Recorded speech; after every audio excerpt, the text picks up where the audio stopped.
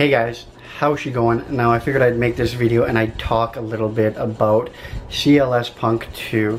Now I haven't yet seen this movie and I don't know if I really want to because CLS Punk Part 1 was, it was more than just a movie. Like this was like a culture phenomenon. Like this movie was like, for me, really what started it all. And I don't mean like really what started it all like in the punk scene and stuff like that, but like really like what started it all in the way of people understanding what punk was, because this film knew exactly what punk was. I mean, if you watch this film, like the filmmakers of CLS Punk, I mean, they get it. Like this film wasn't just a film, like it was something more than just a movie, you know what I mean? Like CLS Punk.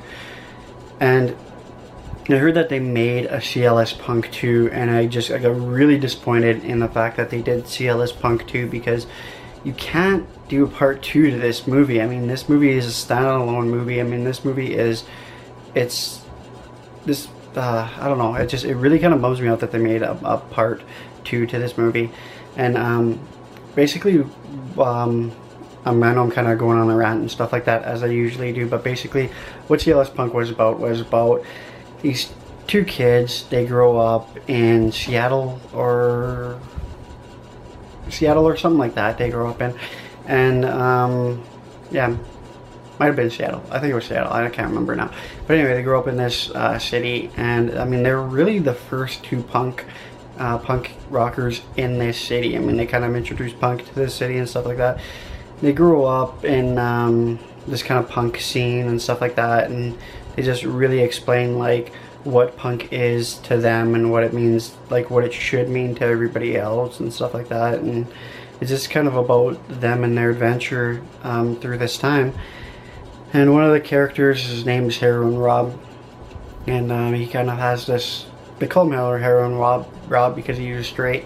He never used any drugs, stuff like that. He was pretty much like straight edge, if you will.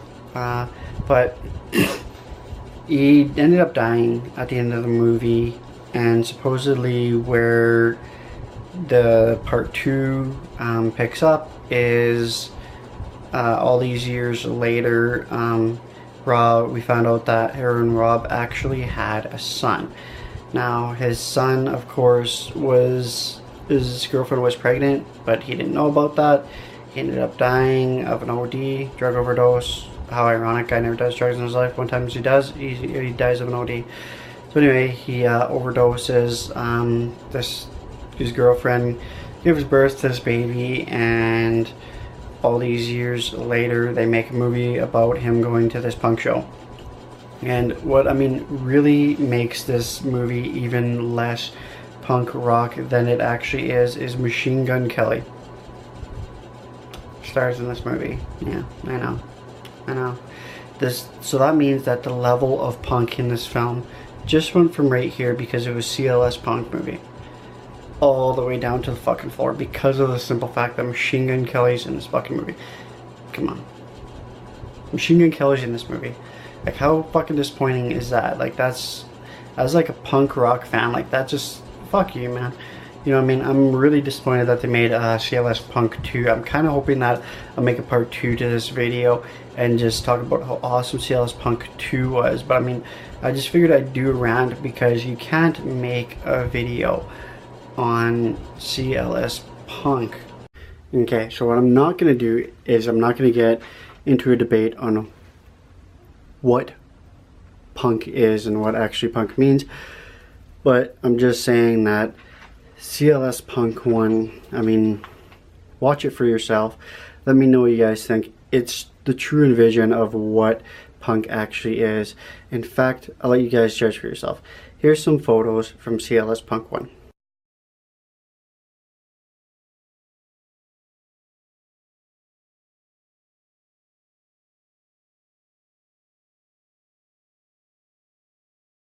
And here is some photos from CLS Punk 2.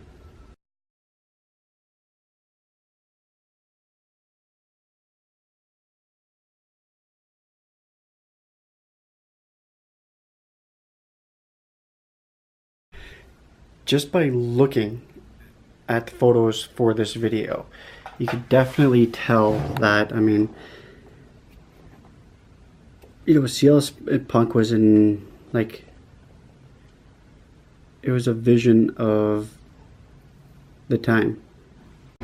And CLS Punk 2 is really a staple of the millennium, because it's just shows you that the people nowadays, like the kids nowadays, they don't know where anything began, and they don't know where, like, they don't know the true meaning, like, behind punk and rock and roll and all this other stuff. Like, they don't understand it. But I'm not going to get into a rant on that, but I'm just saying that CLS Punk 1 was the true embodiment of punk. CLS 2, I'm assuming, I mean, it looks like garbage, and it looks like it's just what people nowadays think punk is all about. Anyway, that's the video, that's the rant. Like, comment, and subscribe.